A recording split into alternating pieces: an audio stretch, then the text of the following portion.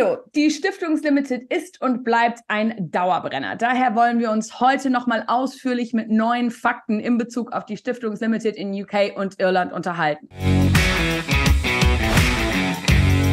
Hallo Sebastian, führ uns kurz in das Thema ein und erzähl uns was zur Stiftungslimited. Also die Stiftungslimited oder auch genannt Limited by Guarantee ist genauso wie eine normale Limited in UK und Irland organisiert und darf auch alles, was die normale Limited darf. Allerdings hat sie keine Gesellschafter, keine Aktionäre, sondern Mitglieder, sogenannte Members. Members können natürliche oder juristische Personen sein. Den Members gehört allerdings die Gesellschaft nicht. Sie sind wie Vereinsmitglieder. Okay, und daraus ergeben sich dann natürlich verschiedene Möglichkeiten, was den Vermögensschutz angeht. Wenn die Gesellschaft niemand gehört, dann kann auch niemand einen Anteil pfänden, was ja bei einer normalen Kapitalgesellschaft möglich ist. Also wenn ich jetzt zum Beispiel 10% an Mercedes-Benz besitzen würde und ich hätte Schulden, dann könnte dieser Anteil möglicherweise gepfändet werden, um dann hier meine Schulden zu tilgen. Wenn aber der Anteil nur eine Vereinsmitgliedschaft ist, kann der natürlich nicht gepfändet werden und ist auch nichts wert. Und da gibt es natürlich jetzt aber auch Unterschiede. Wir sprachen von Stiftung Limited UK und Stiftung Limited in Irland. Erzähl uns ganz kurz, was die Unterschiede dieser zwei Varianten sind. Nun, der offensichtliche Unterschied ist, dass ich eben mit der irischen Gesellschaft eine EU-Gesellschaft habe. Sie kann also damit von gesetzlichen Regelwerken wie der EU-Mutter-Tochter-Richtlinie profitieren. Ansonsten muss man sagen, dass die UK-Variante einfacher zu gründen und zu verwalten ist als die irische. Denn in Irland ist alles ziemlich kompliziert und aufwendig mittlerweile, jedenfalls dann, wenn man von den 12,5% Körperschaftssteuer profitieren will.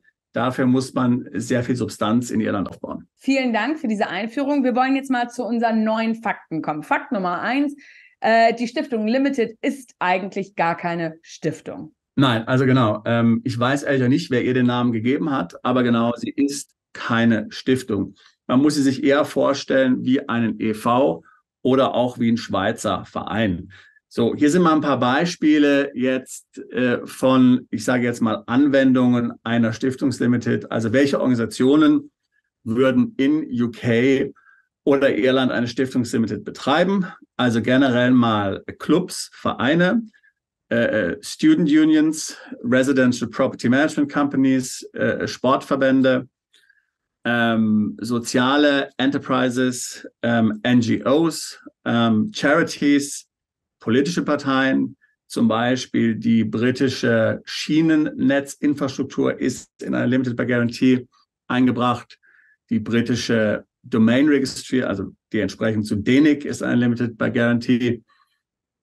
Die englischen und walisischen Cricketverbände und natürlich auch noch alle möglichen anderen Verbände. Fakt Nummer 2, die Stiftungslimited ist nicht gemeinnützig. Sie ist nicht gemeinnützig, genau. Man kann natürlich die Gemeinnützigkeit beantragen, ist aber nicht zu empfehlen, macht alles unglaublich kompliziert. Auch ganz wichtig, die Stiftungslimited ist nicht steuerfrei. Korrekt. Sie bezahlt genauso Steuern wie eine britische oder eine irische Körperschaft. In UK 19 bis 25% Körperschaftssteuer, in Irland entweder 12,5 oder 25%. Fakt Nummer 4, die Stiftungslimited hat keinerlei Auflagen hinsichtlich ihrer Tätigkeit.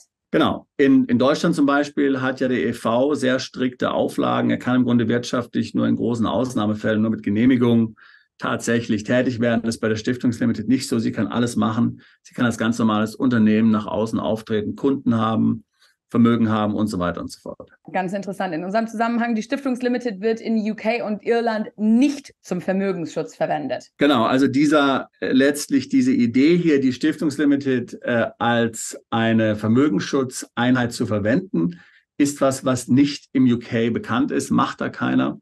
Es gibt auch keinen Experten letztlich, der darüber irgendwas wüsste. Wir haben das ja vorhin gesehen, ich habe die ganzen Beispiele genannt. Wie gesagt, es ähnelt dem e.V., dass hier möglicherweise Vermögensschutz mit betrieben werden kann, ist nicht bekannt und wird so nicht praktiziert. Nicht nur das, sondern es gibt auch gar keinen Präzedenzfall zum Vermögensschutz der Stiftungslimited. Genau, und das ist ein wichtiger Punkt. Ja. Wenn jetzt jemand fragt, schützt mich diese Stiftungslimited wirklich, schützt die mein Vermögen, dann dann sagen wir, ja, müsste sie, aber ich meine, es gibt keinen Präzedenzfall, es gibt kein Gerichtsurteil, wo ein Gläubiger versucht hat, an das Vermögen heranzukommen, ja, einer Stiftungslimited, und gerichtlich hat er dann verloren.